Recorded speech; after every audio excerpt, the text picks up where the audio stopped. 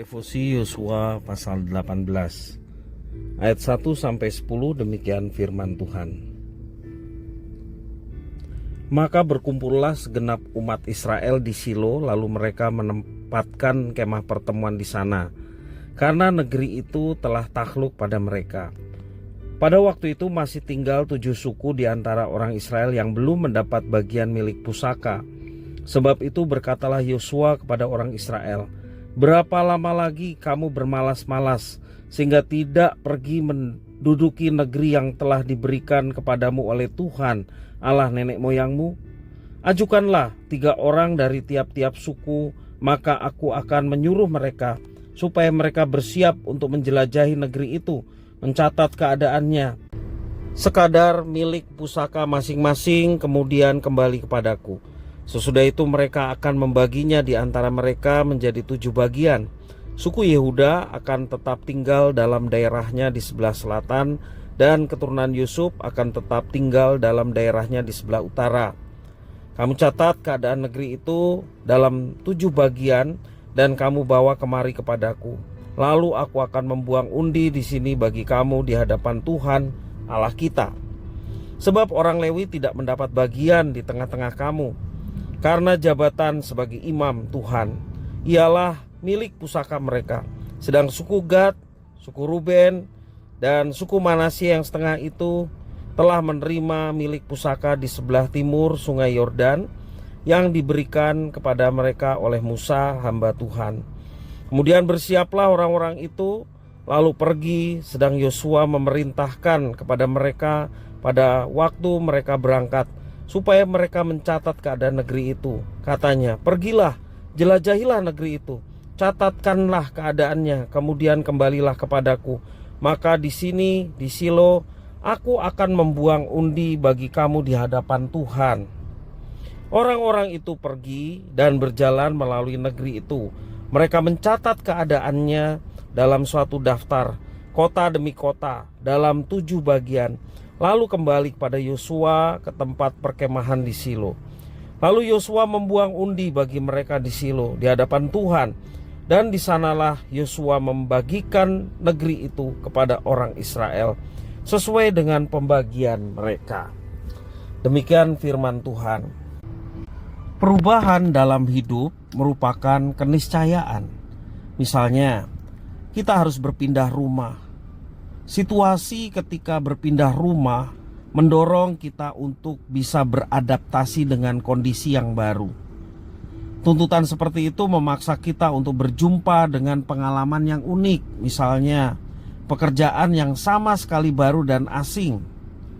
Semua pengalaman itu berbeda dan unik. Namun walaupun demikian memiliki satu kesamaan, yaitu menuntut kesiapan manusia. Maksudnya, hati yang tetap taat pada firman Tuhan. Itulah kesamaannya dimanapun kita berada. Ada 7 suku Israel yang belum mendapat bagian pusaka. Maka Yosua memanggil 3 orang dari tiap suku dan menugasi mereka untuk mengamati Shilo, yaitu negeri yang telah mereka taklukkan. Nanti dari hasil pengamatan itulah tanah pusaka itu akan diberikan kepada mereka sesuai bagiannya. Perintah Yosua ini mengingatkan kita pada waktu Musa mengirimkan 12 pengintai. Itu tertulis dalam Bilangan pasal 13 ayat 17 sampai 20. Namun perbedaannya terletak pada kondisi awal bangsa Israel saat menerima perintah. Pada masa Musa bangsa itu suka bersungut-sungut, sementara di era Yosua mereka suka bermalas-malasan, seperti yang dijelaskan di ayat yang ketiga. Teguran Yosua terhadap kemalasan bangsa Israel. 2 situasi itu, yakni bersungut-sungut pada masa Musa, demikian juga bermalas-malasan pada masa Yosua, menjadi kondisi yang tidak baik buat mereka. Sebab walaupun telah Tuhan nyatakan janjinya bahwa mereka akan menang ketika mereka melakukan apa yang diperintahkan Tuhan, tetapi juga mereka terlibat dalam rencana Tuhan dan tidak bermalas-malasan. Tindakan bersungut-sungut pada masa Musa adalah pertanda sikap pesimis. Bangsa Israel seolah-olah tidak yakin pada janji Tuhan bahwa mereka akan menaklukkan banyak negeri di tanah perjanjian. Sementara sikap bermalas-malasan di zaman Yosua merupakan gejala overdosis dari kepercayaan diri.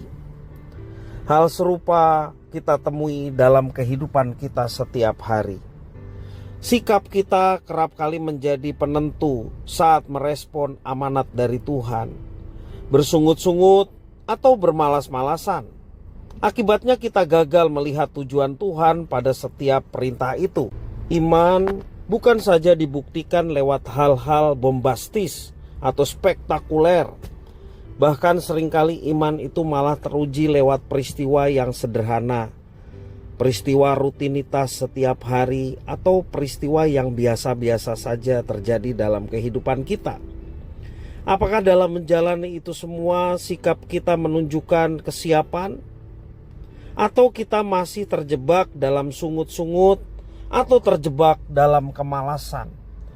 Dua hal yang sangat berbahaya bagi kita sebagai orang percaya. Sekali lagi, bersungut-sungut, bermalas-malasan bukan satu sikap sebagai umat Tuhan. Sikap umat sepenuhnya percaya kepada Tuhan sehingga tidak ada sungut-sungut di dalam diri kita, karena kita percaya bahwa janji Tuhan pasti akan digenapi. Bermalas-malasan tidak ada pada kehidupan orang percaya, karena orang percaya dipilih, dipanggil oleh Tuhan untuk bekerja bagi Tuhan. Apapun yang kita lakukan, kita mau lakukan itu seperti untuk Tuhan, sehingga nama Tuhan dipermuliakan melalui setiap kehidupan kita. Mari kita meminta kepada Tuhan supaya Tuhan mengajarkan kepada kita untuk selalu mentaati dan melakukan firman Tuhan, karena hanya dengan itu nama Tuhan dimuliakan. Tuhan Yesus memberkati.